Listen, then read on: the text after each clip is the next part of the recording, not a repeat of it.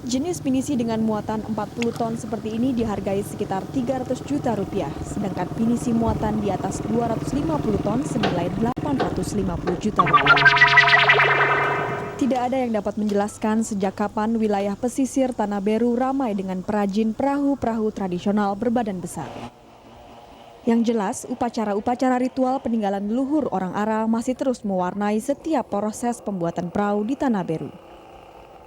Seperti siang ini, hari yang dianggap baik untuk meletakkan lunas sebagai pondasi utama sebuah perahu.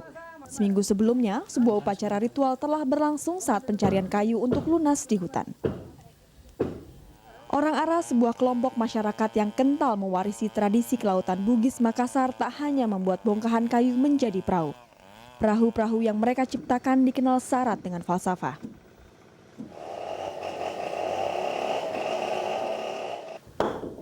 Lihat saja bagaimana lunas diletakkan. Lunas ini tepat menghadap ke arah timur laut. Mereka percaya lunas perahu bisa bertahan sekuat mentari yang tak pernah sirna bersinar. Sedangkan balok lunas bagian depan dipercaya sebagai simbol lelaki dan balok lunas bagian belakang diartikan sebagai simbol wanita. Pria diyakini sebagai pemimpin yang akan membawa seluruh awak berlayar dengan selamat. Berbagai ritual yang bersifat sakral dan religius memang ketat dijalankan oleh sang punggawa dan anak buahnya. Upacara ritual yang spesifik perpaduan keterampilan teknis dan kekuatan magis menandai awal pembuatan perahu.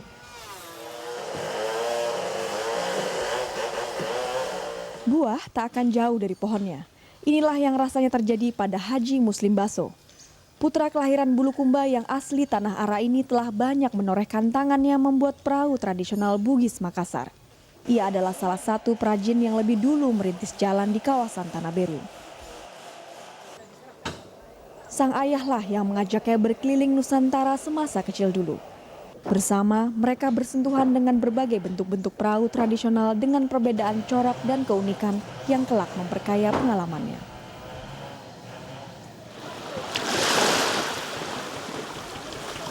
Masa silam di Marumasa atau di pegunungan Sulawesi Tenggara dan di Bukit Flores hingga Pulau Jawa adalah saat-saat yang tak pernah pupus dari ingatannya.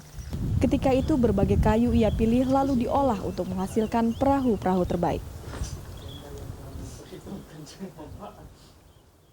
Itu keseimbangan kapal kita karena bukan dari ilmiah dan bukan dari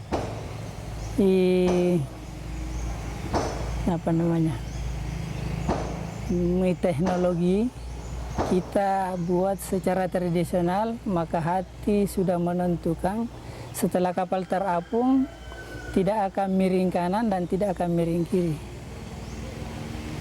Bagaimana caranya?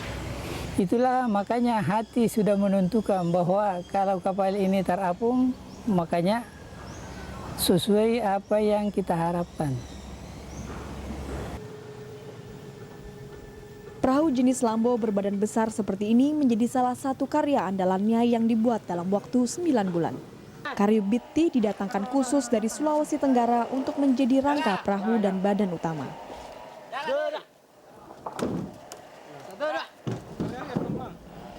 Lain lagi dengan perahu pinisi yang membutuhkan perhatian khusus saat peletakan kayu.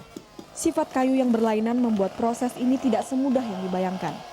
Untuk rangka, kayu jati dan pude digunakan secara berlapis-lapis. Gunanya agar kayu tersebut benar-benar tahan berada di air laut dan mampu menopang badan kapal. Salah satu ciri khas dari perahu pinisi tradisional adalah bentuk halauan atau shotting kapal. Shotting bagian atas dibuat serong, sementara bagian bawahnya dibuat melingkar. Ini berbeda dengan perahu tradisional lain seperti misalnya perahu Lambo yang memiliki shotting yang patah. Inilah bentuk yang masih terus dipertahankan saat membuat perahu pinisi tradisional hingga kini. Jenis pinisi dengan muatan 40 ton seperti ini dihargai sekitar 300 juta rupiah, sedangkan pinisi muatan di atas 250 ton senilai 850 juta rupiah. Pinisi yang dibuat di Tanah Beru tetap mempertahankan 2 tiang dan 7 layar. Sementara bentuk belakang kapal pinisi tempat sang nahkoda beristirahat atau biasa disebut ambing 2 kali juga tidak mungkin diubah. Tidak ada jenis kapal lain yang memiliki ruang di belakang kapal seperti ini. Hanya pinisi saja yang memilikinya. Ia tidak pernah main-main dengan pinisi ciptaannya yang pernah melanglang buana hingga daratan Vancouver, Kanada. Namun, jalan tak selamanya mulus. Usaha pembuatan perahu muslim pun sempat mengalami pasang surut. Saat perekonomian memburuk, ia memutuskan berhenti. Itu pun ternyata tidak bertahan lama. Cintanya yang mendalam pada perahu membuatnya kembali.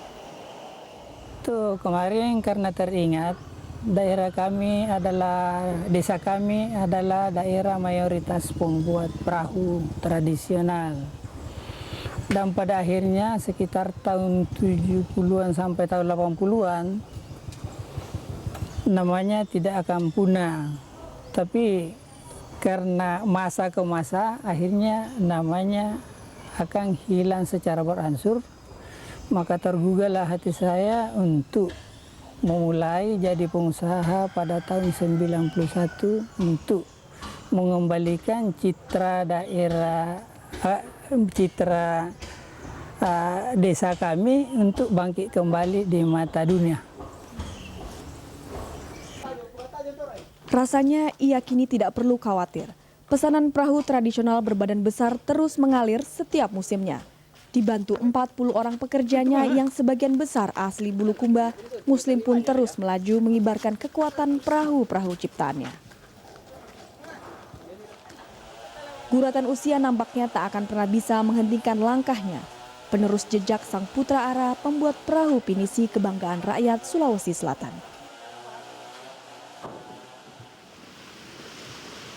Sasha Bramuda, Bahwani, Trans TV, Bulukumba, Sulawesi Selatan.